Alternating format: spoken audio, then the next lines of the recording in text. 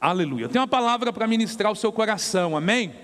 Nós estamos, na verdade, hoje, encerrando a nossa série de mensagens. Nós começamos há 2 domingos atrás, hoje é o 3º domingo, e nós estamos falando, o tema dessa série é A Vida Machuca, Deus Cura, amém? Você pode dizer isso? A vida machuca, Deus cura, aleluia. São 2 verdades para a nossa vida, são 2 verdades que todos nós estamos aí em contato com elas. Agora, a bênção maior é que dessas 2 verdades, a segunda é maior do que a primeira, amém? Amém ou não amém? Olha, a vida pode trazer problema para a sua vida, pode ter te ferido, pode ter trazido assim muitos problemas para você, mas não há nada na verdade que Deus não possa agir, que Deus não possa curar. E hoje, na verdade, nós vamos fazer o quê? Nós vamos dar um passo à frente, nós vamos avançar para que você possa receber a sua cura, amém?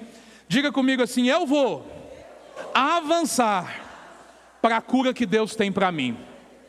Aleluia. Se você não assistiu, não participou das outras mensagens, no nosso canal do YouTube tem lá as 2 mensagens, né? Tem uma playlist lá, você assiste a primeira palavra, que foi eu que ministrei, e assiste a segunda, que a pastora Dejane ministrou, e você vai ser muito abençoado. Mas agora, vamos aqui, né? Admita, na verdade, ou seja, o que nós entendemos nesses dias? A primeira coisa, nós admitimos, na verdade, as nossas fraquezas.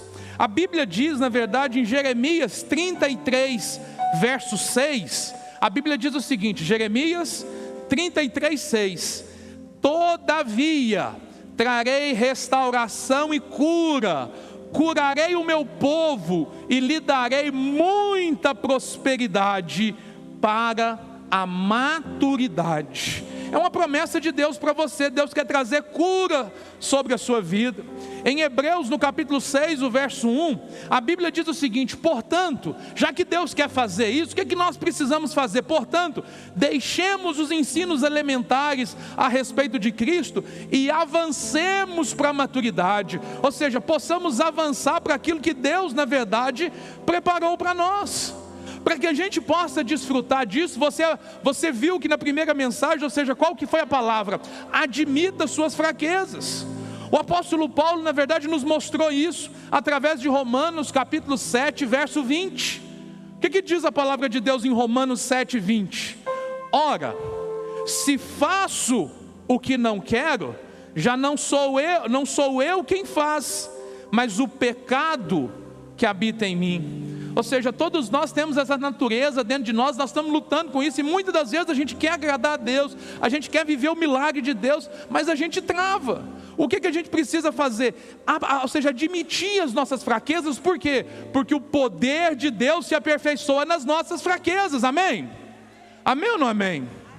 Quantos aqui nessa noite reconhecem assim: olha, eu tenho algumas fraquezas? Você reconhece isso? Olha, fala para o Senhor, fala assim: Senhor, eu tenho essas fraquezas. Apresenta isso para o Senhor, deixa Ele ministrar na sua vida. Agora, na segunda mensagem nós fomos chamados e levamos aqui uma porrada do Senhor, dizendo o seguinte: olha, presta atenção. Presta atenção, por quê? Porque Deus quer te abençoar, mas muitas das vezes você é o problema. Você faz o quê? O seu comportamento, a maneira de você agir, ela te auto-sabota. Ou seja, ela trava você, ela impede você. Romanos no capítulo 7, verso 19, a Bíblia diz o seguinte: pois o que eu faço não é o bem que eu desejo. Ou seja, eu estou me sabotando, mas o mal que eu não quero fazer, isso eu continuo fazendo. Talvez tenha comportamentos, áreas na sua vida, ou seja, sentimentos, que você muitas das vezes deixa isso aflorar dentro de você e fica cultivando isso, e isso traz para você o quê? Problemas, travamento, está te auto-sabotando, está impedindo você de avançar para aquilo que Deus deseja, na verdade, ministrar sobre a sua vida. Querido, olha, a vida machuca, mas Deus cura. Admitir as nossas fraquezas, ou seja, não nos auto-sabotar. O que é isso? Auto-sabotar é fazer algo que o Patrick disse aqui.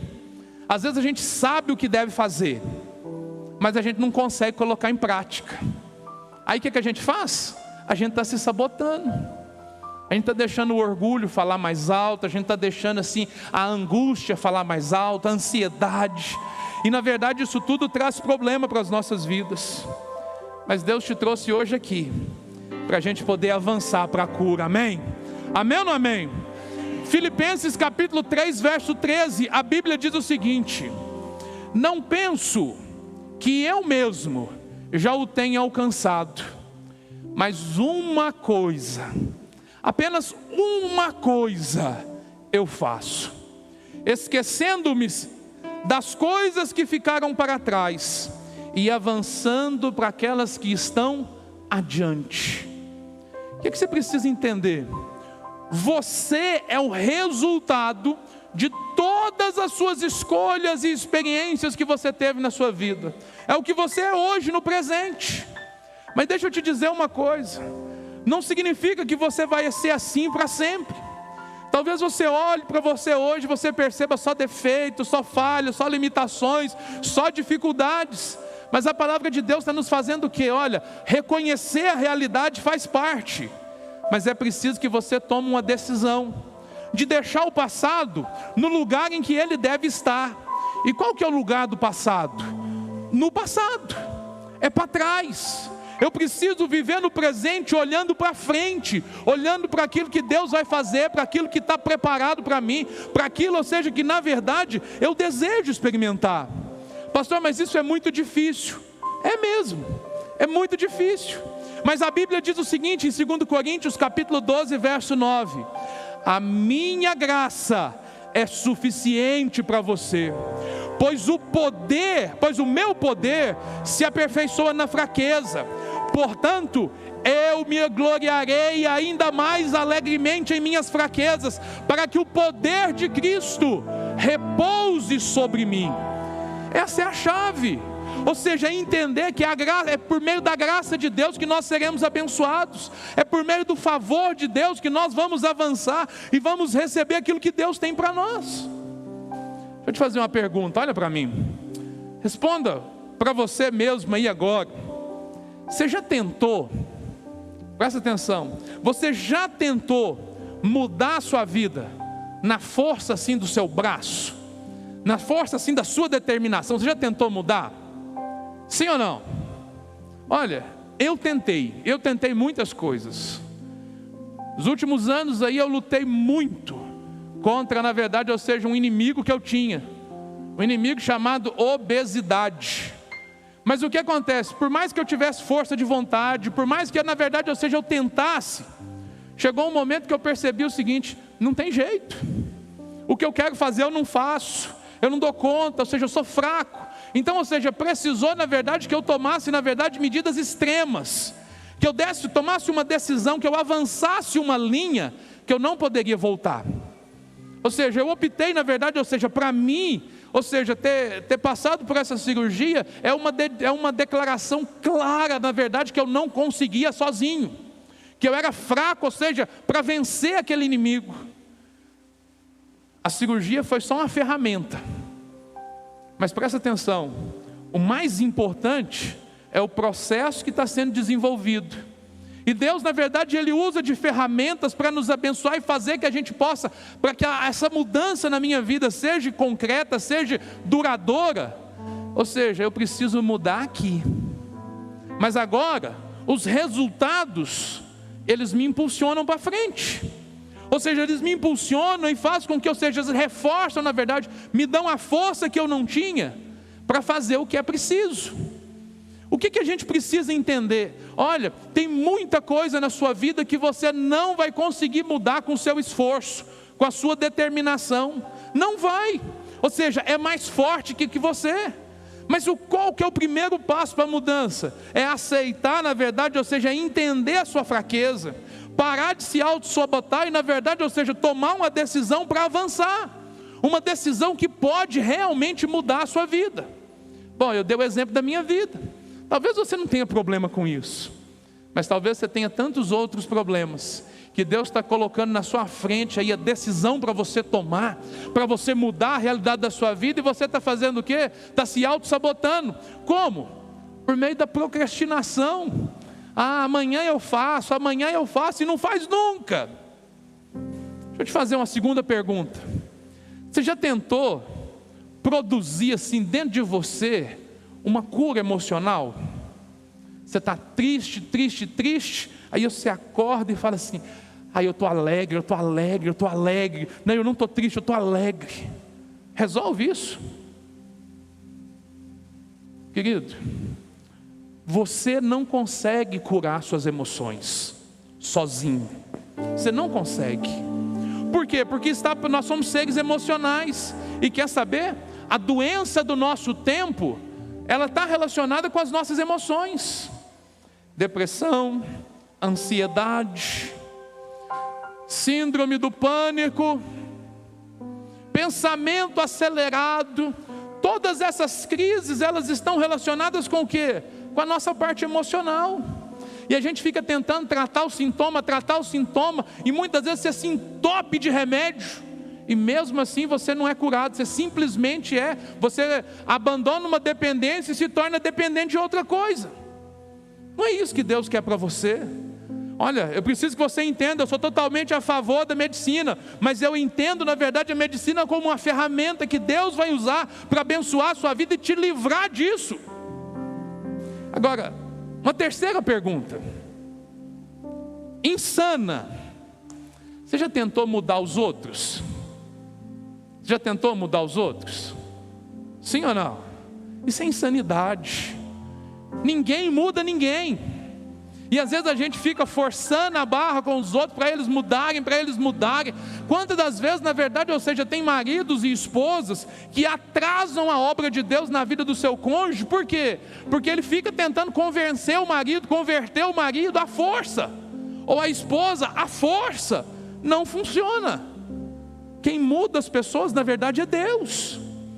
E como que a gente faz isso? Olha, às vezes as pessoas podem até não querer te ouvir, mas elas não podem fazer nada em relação à sua oração.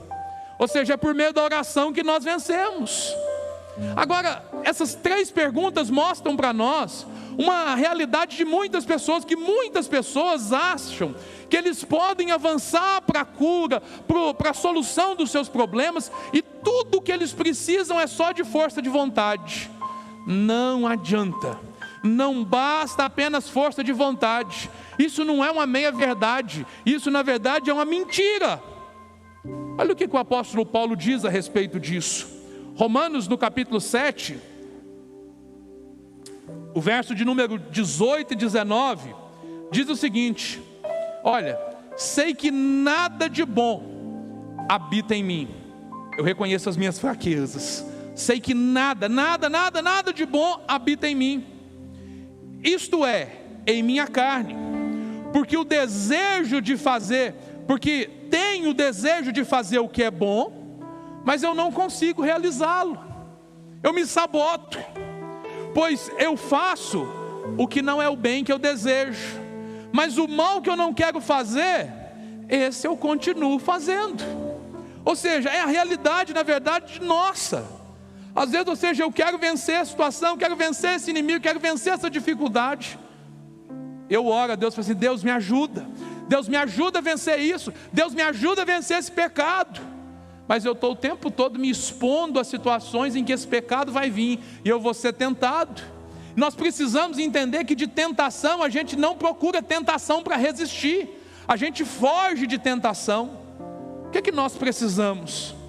Querido, nós precisamos, na verdade, de ajuda do alto. É ajuda do alto que você precisa. Você não precisa de autoajuda. Olha, os livros que mais vendem hoje na verdade, os livros de autoajuda. E autoajuda, na verdade, ou seja, às vezes o escritor lá, na melhor das intenções, ele pega até alguns valores da palavra de Deus para rechear aquele conteúdo, mas na verdade aquilo não é sabedoria de Deus. É na verdade usar a palavra de Deus, mas usar para que você possa mudar a realidade da sua vida. Não, querido, nós precisamos, na verdade, ou seja, de nos autoajudar. Nós não precisamos de ajudar Deus a nos ajudar, não. A gente precisa da liberdade para Deus nos ajudar, para que o poder de Deus venha sobre as nossas vidas e nos ajude, na verdade, a sair dos problemas que nós nos encontramos.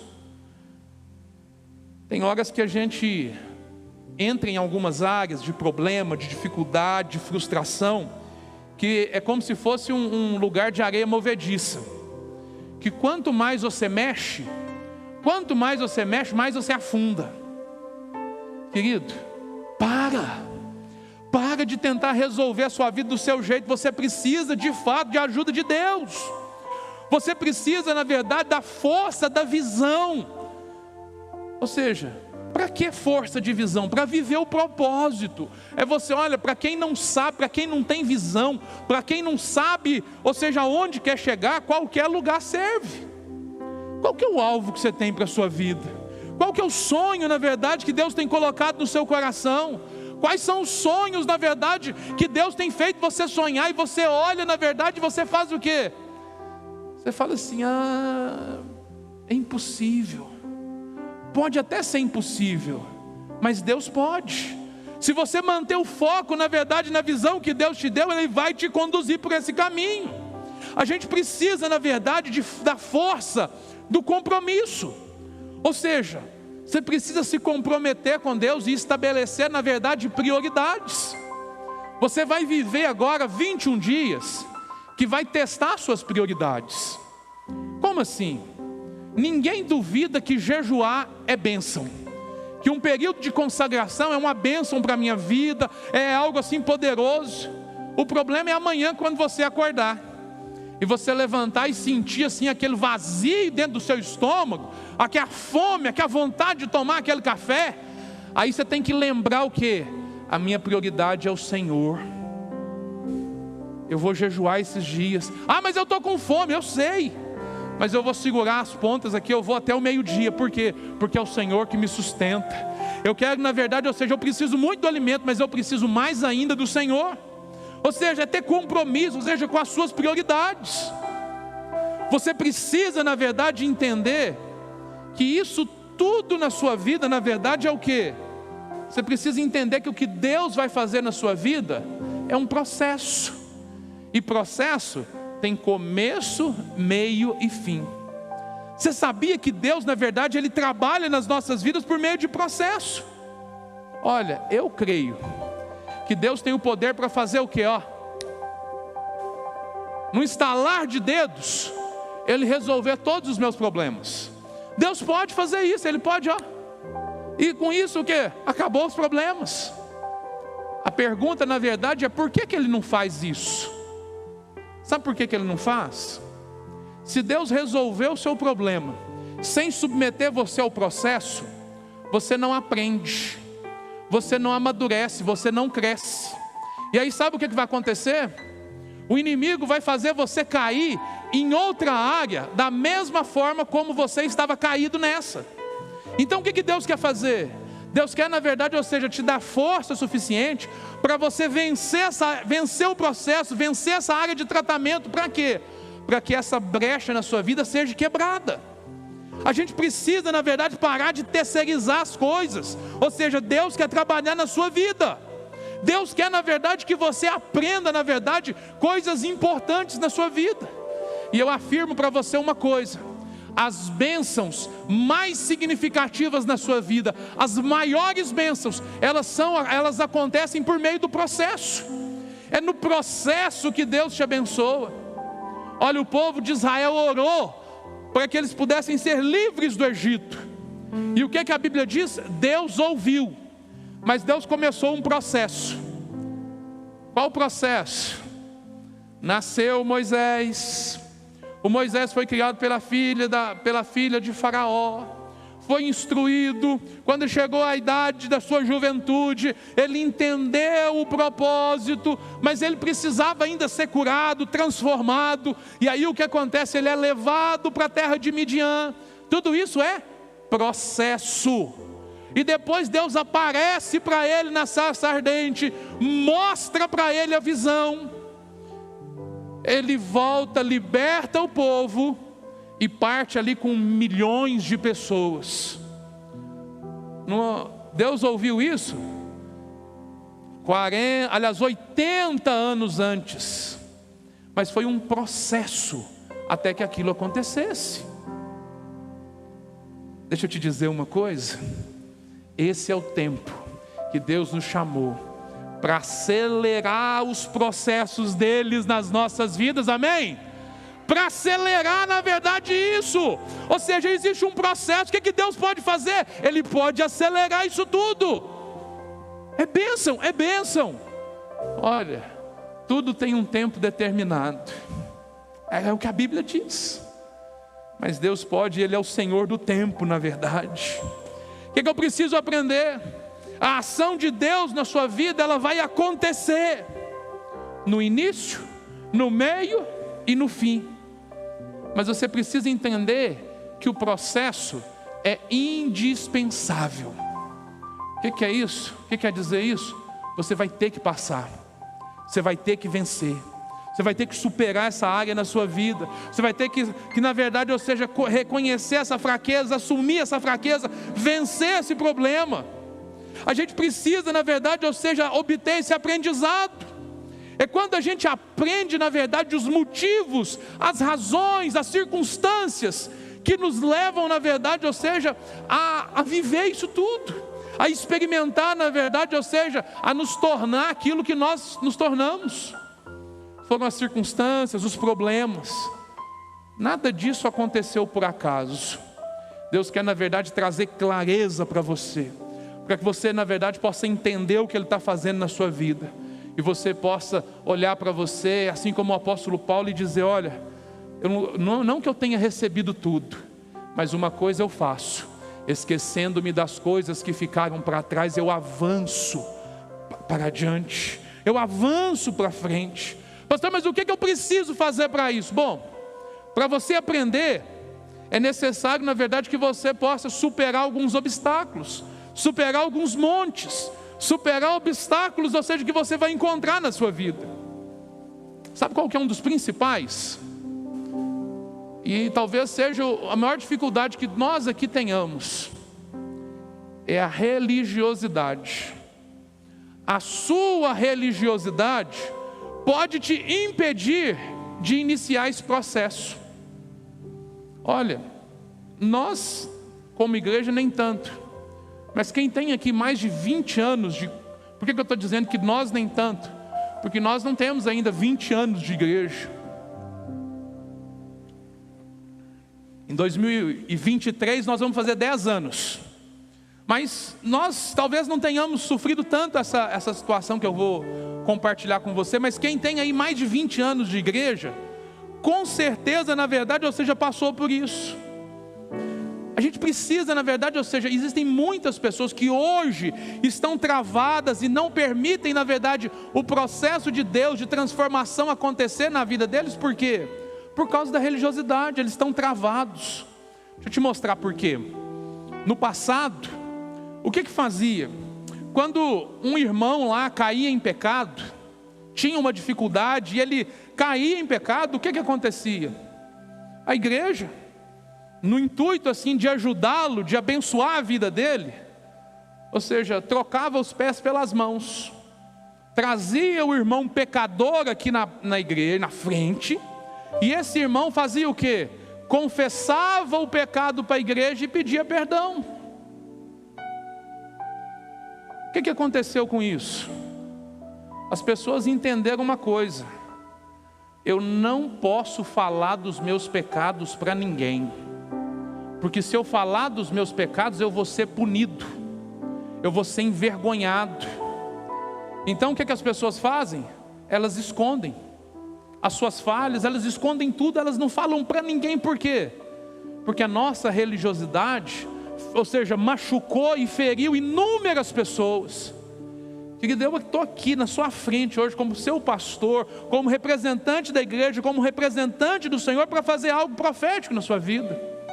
Talvez, querido, se você foi em algum momento, você foi machucado por uma experiência semelhante a essa ou a tantas outras. Querido, em nome de Jesus, eu quero te pedir perdão. Libera perdão para quem te feriu. Sabe por quê? Porque isso, na verdade, tem sido uma amarra para você. A igreja, na verdade, ela precisa entender que ela não é um hotel. Igreja não é um hotel assim bacana que eu vou lá para descansar, para ouvir uma palestra boa, para participar de uma conferência, para receber algo, para ouvir umas músicas legais e tal e voltar para casa tão somente. Não, igreja não é hotel, igreja é hospital. As pessoas chegam aqui doentes e elas precisam, na verdade, encontrar um espaço de segurança, um espaço uma abertura de segurança para que elas possam fazer o quê? Para que elas possam se abrir, para que elas possam, na verdade, ou seja, o que a Bíblia diz? Confessai os vossos pecados uns aos outros, para que você seja curado. Quando a igreja, na verdade, colocou na mente das pessoas esse medo de ser punido, trancou a boca das pessoas, e as pessoas pararam de quê? De serem curadas. Porque a gente não entende, mas a gente precisa falar dos nossos problemas. A gente precisa abrir, na verdade, ou seja, lógico, que não para todo mundo, não na sua rede social, não para quem não te conhece, mas para quem, na verdade, tem amor por você, tem cuidado por você, tem responsabilidade sobre você. Você precisa entender que é quando você se abre, quando você se quebranta diante do Senhor, é que as coisas, ou seja, que o processo inicia na sua vida, que você é destravado. Pastor Rick Warren, dos Estados Unidos, ele diz o seguinte: eu acredito que grandes igrejas são construídas sobre pessoas quebrantadas. Grandes igrejas são construídas, e aqui entenda que não é o prédio físico, é a organização, é a vida de Deus, é o corpo de Cristo, ou seja, por pessoas quebrantadas. O que é pessoas quebrantadas? São pessoas que admitem as suas fraquezas, que tem, na verdade, um companheiro de julgo, uma pessoa que ela pode abrir o coração, que ela pode confiar, que ela pode, na verdade, se derramar e receber. Ou seja, o simples fato de você falar, muitas das vezes, já traz o alívio. Mas quando você esconde, quando você trava, isso te sufoca. Pastor Rick Warren acrescentou dizendo o seguinte: o que é quebrantamento? Quebrantamento é uma disposição para abandonar o nosso orgulho, nossas pretensões e a postura de autojustificação. E olha, isso é pré-requisito para termos nossas vidas e igrejas abençoadas por Deus. Deus quer que a gente se quebrante de fato diante dele, que a gente, na verdade, ou seja, se livre dessa religiosidade que nos trava. Outra coisa que nós precisamos entender, que é um outro obstáculo, é a compulsão. A compulsão, ela pode te impedir, na verdade, de iniciar o processo de transformação na sua vida. Semana passada a gente falou sobre procrastinação. E a procrastinação, ela se tornou, na verdade, para nós que somos brasileiros, uma cultura. Afinal de contas, para que eu vou fazer hoje aquilo que eu posso deixar para depois da manhã? Que eu posso fazer mês que vem? Não, fazer isso não, deixar para depois. Vou deixar as coisas como estão para ver como é que elas ficam. E aí os problemas não são tratados, os problemas não são resolvidos. E como a pastora Dejane disse na semana passada, um problema que você não resolve hoje, amanhã ele é 2. E assim por diante. Agora, outra coisa, na verdade, ou seja, a procrastinação, ela gera, na verdade, ou seja, essas compulsões. Agora, existe uma outra compulsão campeã no nosso meio, que ela está relacionada, na verdade, com entretenimento. Querido, entretenimento é pecado? Sim ou não? Lógico que não. A Bíblia diz em 1 Coríntios capítulo 6, verso 12, ela diz o seguinte: tudo me é permitido, mas nem tudo me convém. Tudo me é permitido, mas não me deixarei dominar, não me deixarei que nada me domine. Eu não me deixarei dominar por nenhuma delas. E olha que tem muita gente que tem compulsão por entretenimento e vive a sua vida em volta disso. Deixa eu te dar um exemplo. Eu estou assistindo uma série que eu assisti ela em 2006. Gosto muito dessa série. Só que na época, o que acontecia? Quando eu ia assistir essa série, passava no domingo à noite. E aí o que acontece? Eu assisti um episódio nesse domingo, e aí eu tinha que esperar até o outro domingo para eu poder assistir o que ia acontecer no outro dia lá. Era assim que acontecia, pasme, no passado era assim. Aí hoje eu ligo lá, né? Estou assistindo, aí pá, acabou hoje. E aí o cronômetro começa, 5, 4, 3, 2, 1, o próximo capítulo. Gente, é uma tentação. E quantas das vezes a gente vai e fala assim, só mais um, só mais um, só mais um. E aí de repente você passa ali o seu tempo inteiro e você se deixa levar por isso. Percebe aonde está o pecado? O pecado está quando isso começa a me dominar. O pecado está na verdade quando isso começa na verdade a assumir o controle da minha vida. As situações, as interações aí virtuais hoje, elas acontecem dessa forma. Tem gente que tem compulsão por telefone, por internet, não consegue viver sem, ficam, ou seja, alucinadas. Em todo lugar que elas estão ali, ou seja, conectadas. Você sabe que eu sou muito a favor disso, mas você tem que ter a sabedoria de saber o seguinte: eu não vou permitir que nada me domine. Se isso te domina, já é um sinal de algo que você precisa tratar, de algo que você precisa colocar diante de Deus.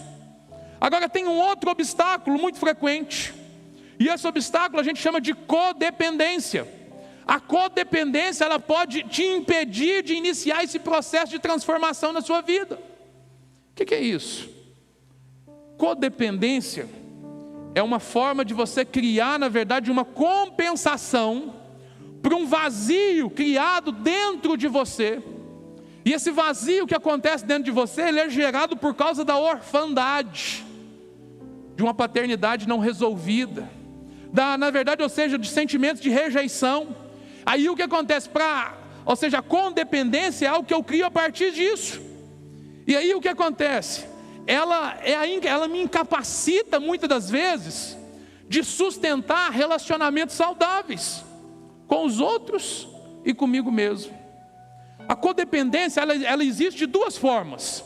A primeira é o que a gente chama de codependência impositiva. É quando a pessoa, o indivíduo, ele se acha indispensável na vida das pessoas. Ele busca, na verdade, a sua autoafirmação, ou seja, criando, um ambiente em que faz ele pensar e agir como se todo mundo dependesse dele. E por causa disso, muitas das vezes, ele começa a controlar as pessoas. Ele começa, na verdade, a fazer o quê? Manipulando até mesmo as pessoas, para que as pessoas possam fazer aquilo que ele deseja. Isso nada mais é do que codependência.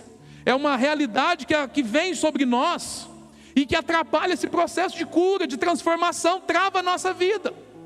Por outro lado, existe a codependência anulativa, que é a pessoa que não tem opinião, que tudo na vida dela, ou seja, ela para se dar bem com as pessoas, ela se anula. Ela se anula, ela não tem mais, ou seja, opinião sobre nada. Por quê? Porque ela tem medo de dizer o que pensa, o que sente e ser abandonada. Isso na verdade é uma doença. Isso na verdade é um obstáculo, assim como a religiosidade, assim como as compulsões. E isso precisa ser tratado. Agora deixa eu te dizer, a nossa família espiritual, que a gente chama de igreja, oferece para todos nós oportunidade de ser curado dessas coisas. Como assim, pastor? Aonde que eu entro aí para resolver isso? Nós temos inúmeras ferramentas. Olha, você está aqui recebendo a palavra de Deus, e por meio da palavra de Deus, ou seja, é um passo, é um começo, na verdade, para você ser liberto. Esse período de consagração que nós vamos viver é um período para você se colocar diante de Deus e se permitir ser transformado. Quando você participa, na verdade, ou seja, dos cursos de maturidade, você vai dar para a sua vida o quê? Conhecimento da palavra, suprimento, para você vencer essas coisas. Quando você se envolve, se relaciona com pessoas da igreja, num grupo pequeno, numa célula, quando você participa dos encontros, quando você olha, presta atenção, nós vamos fazer um encontro de casais, por quê? Porque a gente quer abençoar a vida dos casais, mas como? Olha, não vai ser um jantar gostoso, abençoado, mas vai ter palavra de Deus para abençoar a sua vida. E assim, ou seja, a gente encara, na verdade, inúmeras coisas que nós fazemos. Mas qual que é o problema? A gente se auto-sabota. Por quê? A gente oferece e você diz, não, obrigado. Não, obrigado. Não, não me envolvo. Não, eu não quero. Não, eu não quero. Não, eu não quero. Não, isso também não. Isso também não. E você não percebe que você, na verdade, está se isolando e impedindo Deus de trabalhar na sua vida, porque Deus trabalha a partir de pessoas. Hoje eu conversei com uma pessoa, semana passada eu fiz contato com ela, falei assim, ô meu irmão, está sumido, estou querendo conversar com você, como é que a gente faz? Não, pastor, esse final de semana não vai ter jeito não, porque esse final de semana eu vou estar ocupado, vou fazer isso e tudo, beleza. E aí a gente está acompanhando, está orando e está acompanhando. Aí o irmão, estou preocupado com você sumiu e tudo. Aí a pessoa vira e fala assim, não pastor, eu estou a fim de dar um tempo para mim, sabe? Eu estou enfrentando alguns problemas, eu preciso de um tempo para mim resolver. Está enganando a si mesmo. Por quê? Se dependesse só dessa pessoa resolver os problemas dela, por que a Lia está sofrendo isso ainda? Se dependesse só de mim, eu já resolvi de uma vez, por que eu vou ficar sofrendo com isso? O problema é que não depende só da gente. A gente precisa entrar pelo processo. A gente precisa parar de se auto-sabotar. A gente precisa viver aquilo que Deus tem para nós. Infelizmente eu não consegui colocar aqui uma imagem que eu queria. Eu queria colocar uma imagem de uma árvore, para você entender. Por quê? A gente pode mostrar isso, abordar isso, comparando na verdade os problemas da sua vida, esses problemas emocionais, como uma árvore. E essa árvore, na verdade, ou seja, destacando ali as raízes, o tronco e os galhos. Seus problemas, na verdade, eles são, na verdade, como essa árvore. Seus males, na verdade, ou seja, eles são dessa forma. O que acontece? Os galhos dessa árvore, ou seja, a gente vive isso, ou seja, eles são grandes, o que acontece? As raízes, vamos falar assim, raízes, tronco e galhos. O que são os galhos? Os galhos são os sintomas: ira, nervosismo, problema na sua sexualidade, depressão, síndrome do pânico. É os galhos. São um problema? São. Mas, ou seja, retirá-los tão somente não resolve. O tronco, na verdade, ou seja, ele é aquela parte, na verdade, ou seja, que que vai sustentar aquilo tudo, e normalmente é um sentimento de rejeição, que é causado por quê? Por bloqueadores, que estão impedindo, na verdade, as raízes de se alimentar daquilo que Deus tem para ela. Então, na verdade, o que acontece? Por causa desses bloqueadores, essa árvore adoece. Esse é o nosso problema. O que são esses bloqueadores? Traumas, experiências negativas na sua vida. E aí o que acontece? Nós somos únicos. Um trauma específico em mim pode gerar em mim um tipo de problema. Esses galhos, esses problemas, na verdade, é uma forma que eu encontro de quê? De compensar aquele problema. Às vezes, ou seja, a pessoa entra numa situação de um vício, de uma compulsão, por quê? Porque ele quer compensar, na verdade, uma falta que ele tem aqui embaixo, nas suas raízes. A sua orfandade está gerando isso. Sentimentos de rejeição estão gerando isso. O problema é que o quê? É que nós somos diferentes, e cada um reage de uma forma. E o que a gente precisa fazer? A gente precisa identificar qual foi o trauma, e tratar isso. Para quê? Para que essas raízes, ou seja, tratando o trauma, eu tiro o bloqueador. E se eu tiro o bloqueador, o que vai acontecer? Eu vou receber de Deus, vai fluir a vida de Deus através das raízes, vai tocar o tronco, ou seja, vai curar essa rejeição, e naturalmente esses frutos serão transformados. E eu vou começar a experimentar, na verdade, o quê? Os frutos do Espírito, que é paz, amor, bondade, amabilidade. Ou seja, eu preciso então fazer o quê? Não é cortar os frutos, é na verdade identificar o que tem me bloqueado. Quando eu identifico o que tem me bloqueado e eu elimino isso, a paternidade de Deus, ela flui através de mim.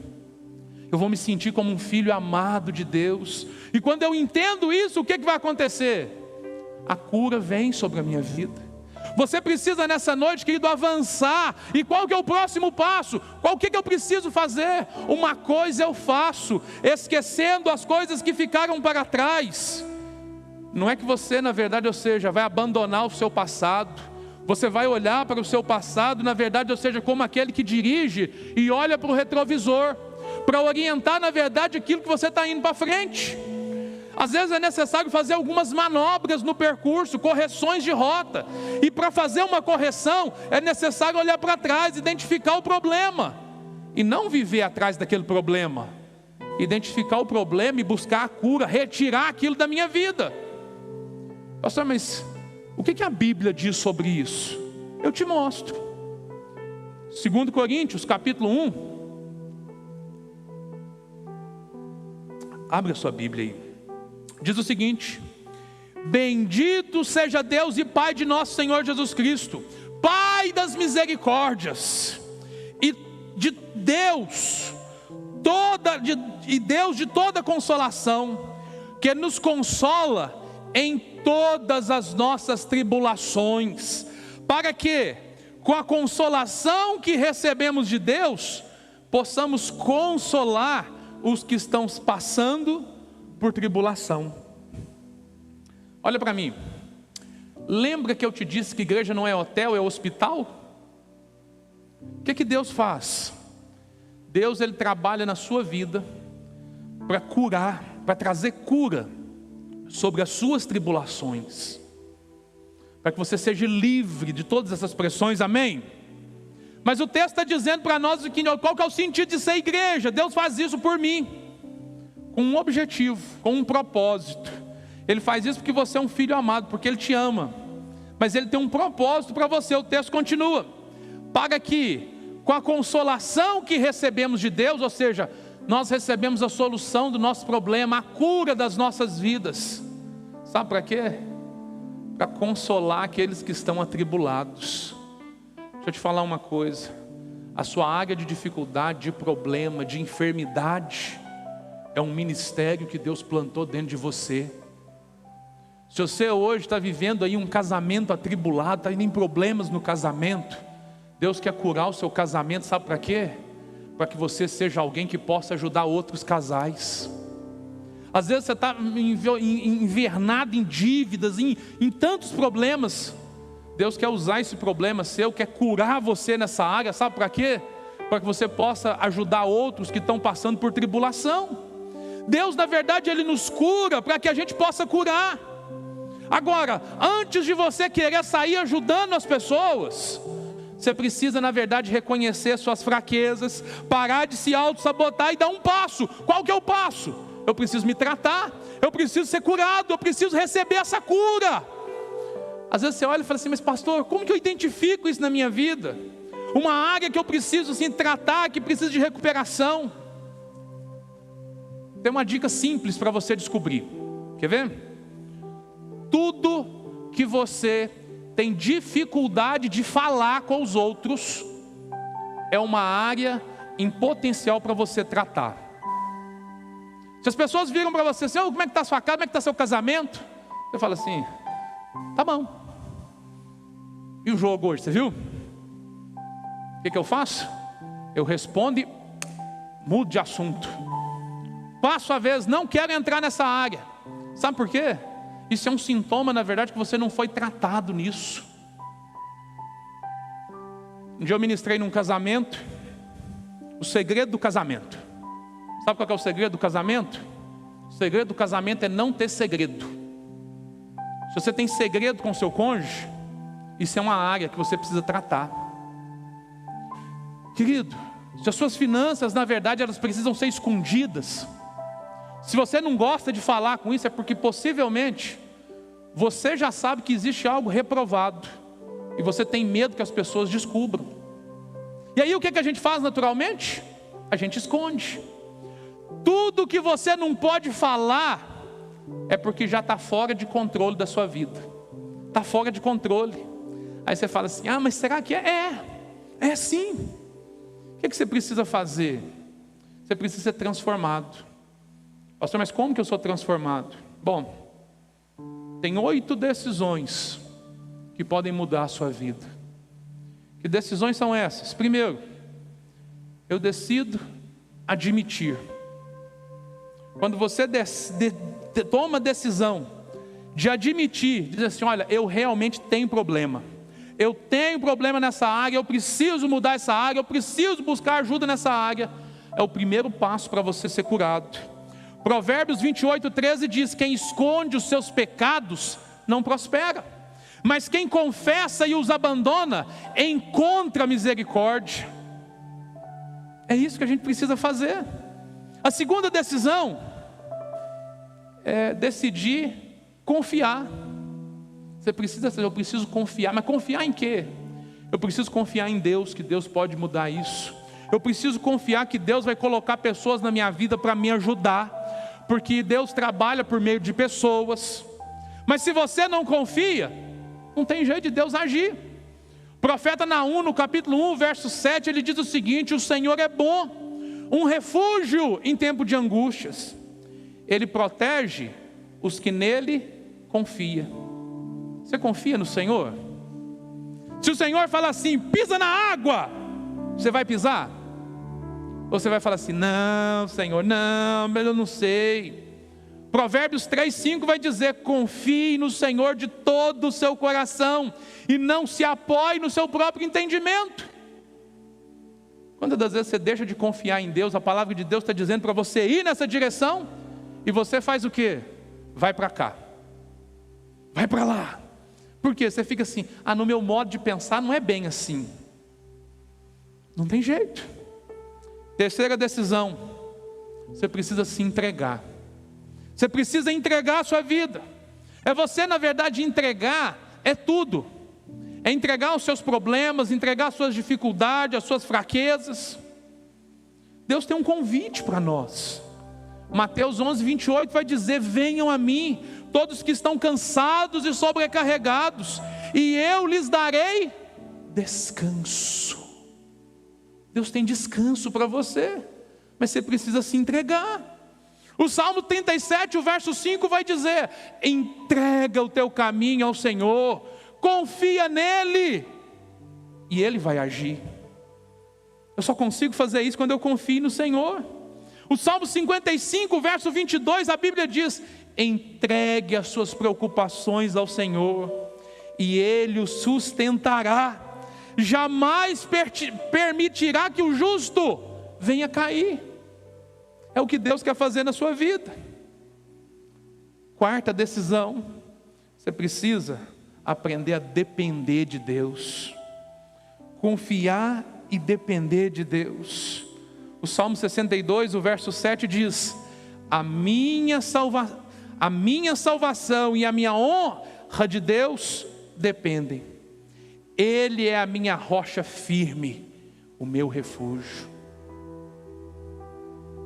Mateus capítulo 6, 33 diz, busquem, pois, em primeiro lugar o reino de Deus e a sua justiça, e todas essas coisas lhes serão acrescentadas. Você tem dependido do Senhor? Você precisa depender, ou seja, são decisões práticas para você experimentar a transformação. Você precisa decidir obedecer a Deus.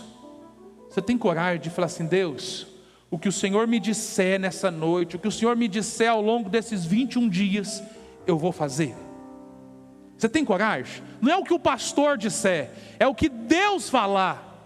Você tem coragem de falar assim, Deus, o que o Senhor me falar eu vou fazer. Mas você tem que estar disposto a obedecer. E a palavra de Deus diz o seguinte, João 15:14, Evangelho de João 14:15, se vocês me amam, obedecerão os meus mandamentos. É prova de amor. João capítulo 15, verso 10, diz o seguinte: se vocês me obedecerem, se vocês obedecerem os meus mandamentos, permanecerão no meu amor, assim como tenho obedecido aos mandamentos do meu Pai, e permaneço no seu amor. Sexta decisão: você precisa falar, verbalizar os seus problemas. É lógico que você não vai sair nas redes sociais anunciando seus pecados, não. Encontre alguém da sua confiança, encontre alguém que pode orar por você, que pode abençoar a sua vida. Tiago no capítulo 5, verso 16, a Bíblia diz: confessem os seus pecados uns aos outros, e orem uns aos outros, para serem curados. Sétima decisão: você precisa estar disposto a reparar. Sabe por quê? Tem pessoas que foram feridas pelos seus erros, talvez pessoas que você deu prejuízo, e você precisa estar disposto a fazer o que? A reparar essa falha com essa pessoa também. Você precisa estar disposto a consertar, pois a Bíblia diz o seguinte: pois se perdoarem as ofensas uns dos outros, é eu te perdoar e você me perdoar. Nos nossos relacionamentos a gente se machuca, às vezes querendo agradar, querendo abençoar, a gente se machuca, e a gente precisa ter a coragem de dizer: olha, meu irmão, me perdoa, de dizer: meu irmão, me ajuda na verdade a resolver esses problemas. Se a gente fizer isso, a Bíblia vai dizer, Mateus 6,14, o Pai Celestial também vai nos perdoar. E por último, decida compartilhar esse processo de cura. Sabe por quê? Quando você abre a respeito daquilo que você viveu, você encoraja outros também a fazer. Eu comecei essa mensagem falando da decisão que eu tive que tomar para vencer um inimigo terrível, que podia, na verdade, abreviar os meus dias e fazer com que eu não conseguisse cumprir o propósito de Deus na minha vida. Mas eu preciso, na verdade, ter a coragem de compartilhar. Por quê? Porque quando eu compartilho daquilo que Deus faz na minha vida, eu encorajo outros, na verdade, a caminhar, a continuar. É por isso que a Bíblia diz, eu volto a ler 2 Coríntios capítulo 1, verso 3, eu quero orar por você, fica de pé, porque Deus quer ministrar na sua vida nessa noite. Deus quer ministrar na sua vida. Olha o que a palavra de Deus diz: bendito seja o Deus e Pai de nosso Senhor Jesus Cristo, Pai das misericórdias e de toda consolação, que nos consola nos consola em todas as nossas tribulações, para que com a consolação que recebemos de Deus, possamos consolar os que estão passando por tribulações, pois assim como os sofrimentos de Cristo transbordem sobre nós, também por meio de Cristo transbordará a nossa consolação, ou seja, vai alcançar os outros. Eu disse aqui rapidamente de 8 decisões para mudar a sua vida. Você precisa nessa noite decidir fazer o quê? Avançar, receber a cura que Deus tem para a sua vida. Deus quer curar a sua vida nessa noite, para que através de você isso transborde na vida dos outros. Como é que isso funciona? Como é que isso funciona, pastor querido? É não se apegar ao modelo desse mundo, mas se apegar no Senhor. O que a Bíblia diz? Romanos 12:2, não se amoldem ao padrão deste mundo, mas transformem-se pela renovação da sua mente, para que sejam capazes de experimentar e comprovar a boa, agradável e perfeita vontade de Deus. É um processo que Deus quer liberar sobre a sua vida. E quanto a mecânica é o seguinte: quanto mais você se apega em Deus, mais você se torna parecido com Ele. Quanto mais você se apega às coisas deste mundo, mais parecido com o mundo você fica. De quem é a escolha? De quem é a escolha? Sua. Em quem você vai se apegar? É como uma lagarta. Deus está transformando lagartas em borboletas. Lagartas rastejam. Lagartas estão apegadas nas coisas desse mundo. Borboletas voam. Quanto mais apegado nas coisas do alto, olha, você vai voar. Você vai voar, você vai ser curado, transformado, para receber, na verdade, tudo que Deus tem para você. Você quer essa mudança? Você quer essa mudança? Deus quer restaurar os seus sonhos nessa noite. Feche seus olhos, eu quero orar por você.